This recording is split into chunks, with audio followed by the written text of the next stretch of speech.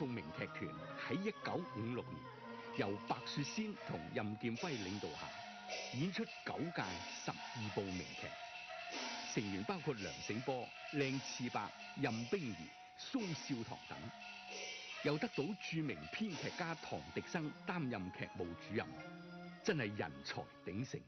仙鳳鳴起班嘅時候，亦都係50年代。50年代香港粵劇發展得非常之蓬勃嘅，當時人才輩出嘅。仙鳳嘅戲咧，佢哋走嘅路線好獨特嘅，就有別於其他戲班咧，佢哋走一條好嚴肅嘅路線，好着重咧就嗰個編劇就精挑細琢咁樣，就好多時甚至響古典戲曲嗰度揾一啲題材，再咧即係重新寫過啦。當然，咁個文采好豐富嘅，就好細膩嘅。佢劇團嘅劇本咧係專登請唐迪生先生為佢而寫嘅，就其他劇團冇嘅。咁我覺得呢一個係佢最大嘅唔同。講到仙鳳鳴劇團嘅成就咧，就當然係即係好多嘢可以講嘅。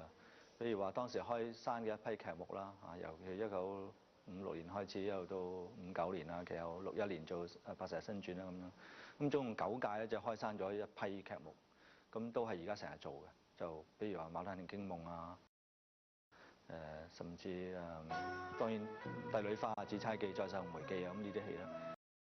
《九天玄女》啊，《西流錯夢》呢啲戲咧，都係咧而家好多戲班咧就成日都做嘅。即係好多演員咧，如果佢要證明佢自己實力咧，就一定要做仙鳳鳴嘅戲。